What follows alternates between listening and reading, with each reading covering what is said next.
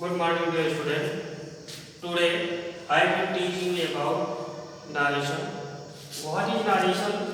Narration is art telling of what. ये एक बताने की कला होती है. हालांकि इसके 5 पार्ट होते हैं, जैसा कि सिंपल सेंटेंस, सिंपल,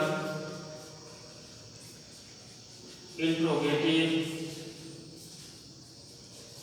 और थर्ड है एम्परेटिव, फोर्थ है optative,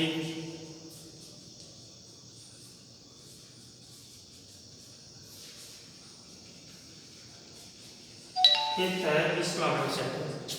There are 5 types of narration: simple, interrogative, imperative, optative और exclamatory sentence. जिसमें पहला टॉपिक है सिंपल. सिंपल कैसे यूज करते हैं ये आप ध्यान लीजिए. जैसे लिखा है he says to me, comma inverted comma, I am ready. मान लीजिए एग्जाम्पल आ गया कि he says to me, I am ready. अब आप देखोगे इसको हम क्या बोलते हैं, ये है रिपोर्टिंग वर्ब. रिपोर्टिंग वर्ब और इसको बोलते हैं रिपोर्टेड स्पीच. अब आप ध्यान दीजिएगा कि यदि रिपोर्टिंग वर्ब या पहला सेंटेंस, यदि पहला सेंटेंस प्रेजेंट या फ्यूचर टेंस में हो तो दूसरे सेंटेंस में कोई परिवर्तन नहीं करते हैं. यदि पहला वाक्य मान लीजिए कैसे जानेंगे प्रेजेंट या फ्यूचर टेंस है. मान लीजिए यहाँ सेज दिया है या से दिया है या विल से दिया है या इज से दिया है. अगर ऐसे आते हैं तो आप जान जाओगे कि यह प्रेजेंट या फ्यूचर टेंस है. तो जब पहला वाक्य प्रेजेंट या फ्यूचर टेंस में होगा तो दूसरे वाक्य में कोई परिवर्तन नहीं करते हैं. जैसे मान लीजिए इसमें करते क्या है, ही लिखा. यदि पहले सेंटेंस में कोई ऑब्जेक्ट होगा, मान लीजिए टू लगा हो और टू के आगे कोई ऑब्जेक्ट है, टू कब लगेगा जब कोई ऑब्जेक्ट होगा.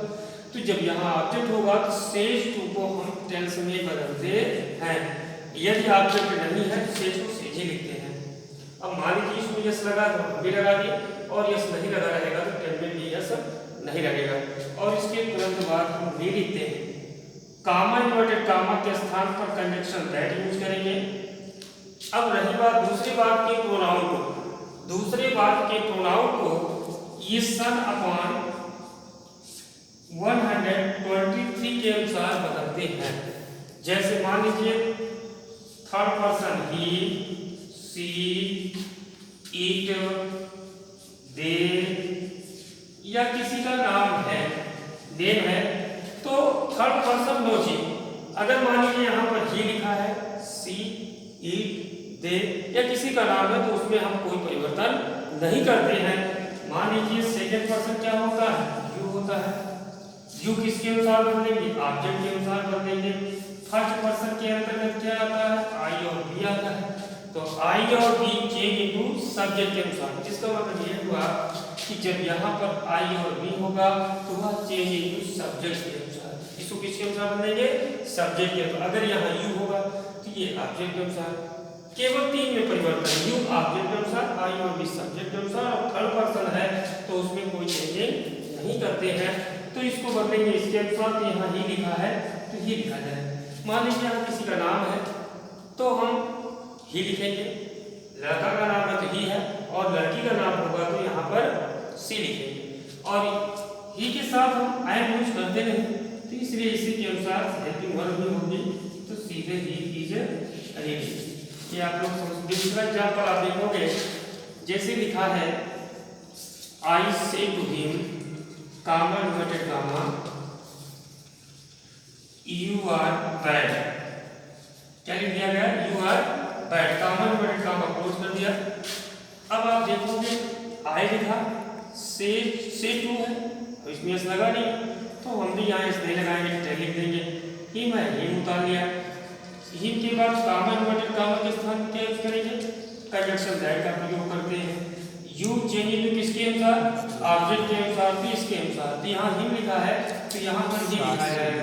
अब ही के साथ बात करेगा तो सीधे ही लिखा जाएगा, तो ही इज बैड। ये आप समझ गए होंगे। इसके बाद आप देखोगे जैसे लिखा है he will say to me, comma inverted comma,